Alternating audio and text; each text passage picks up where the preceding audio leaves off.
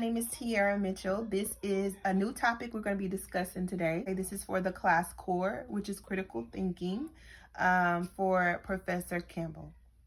Here I stand. Living together before getting married versus not living together before marriage. Why buy the milk when you can get the cow for free? This statement has been a saying for as long as I can remember. This can sound quite ambiguous. Let's tackle what this means, at least from my perspective, and as the Lord leads me as we talk about this. So I did a little research in the evidence that I found.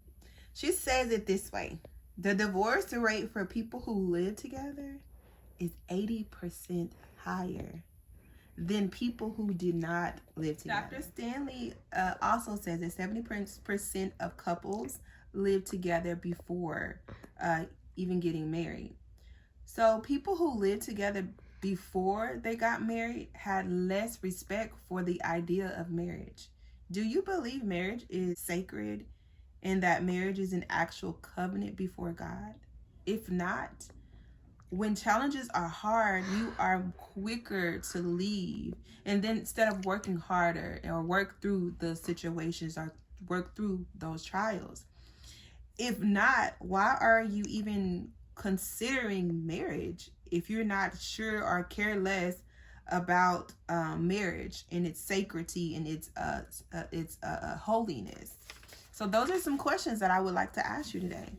So next, some things that I also want to discuss is most people who live together are involved in a romantic or a sexual or intimate relationship on a long-term or permanent basis. Studies have shown most people who live together do move in for fun or for testing the waters. There is this journal, this information I found in research. It's at the Journal of Sex Research. Also states couples that move in together before marriage are less satisfied with their sex life after only 1 year of marriage. Over the past 5 decades, this was very interesting to me, that studies show that people who cohabitated or who lived together has increased by 900%. So should Christians live together? Christians should not live together before marriage. Living together is not the sin. So I want to talk about the scripture that I found. The 1 Thessalonians 4:3-4, it states, "It is God's will that you should be sanctified and that you should avoid sexual immorality, that each of you should learn to control your body in a way that is holy and honorable." And I would advise you to continue to read that chapter, which is from 1 Thessalonians 4:3-8. Next, I want to talk about some negative impacts. So the potentials of more fights and more arguments, being intimate too soon, lacking the time to get to know yourself, learning about financial stewardship on your own. These are some disciplines that you need to learn on your own before marriage. The negative, also another thing, is the negative impact. And sometimes you can even confuse your children.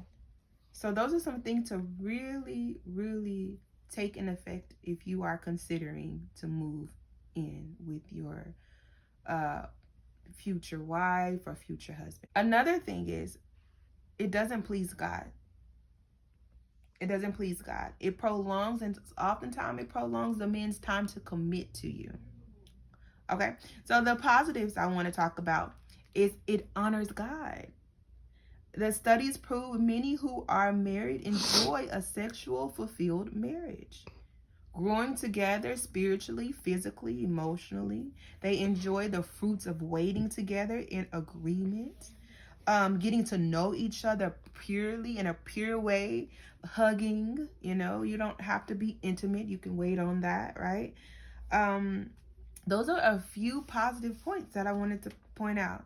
Now, there may be some of you who disagree with my thesis, from what I said in the beginning, is why buy the milk when you can get the cow for free? Or you may also agree that it is not a sin. Remember, I said that the living together is not the sin. That's not the sin, all right? that it doesn't affect your physical, spiritual, or emotional impact. It doesn't affect you. So I would like to give a short little testimony. Well, not little, but I was one who cohabitated. I lived with my daughter's dad before we even considered to be married. We went through all those things that I listed, all those negative things. We didn't really even know the meaning of marriage. And after all of that, we didn't even get married. But through it all, what I've learned is that God works everything. He has so much good in store for me, and He has so much good in store for you. And I am blessed to be able to share this story with you. So I would like to ask you, if you are considering living together, or if you have a boyfriend or a girlfriend that you're considering living together with, I would like for you to really listen in on this video and to really think about that. Now, before making that decision, I really do feel and know that from experience as well, that living together before getting married is not a good idea. Thank you so much for watching.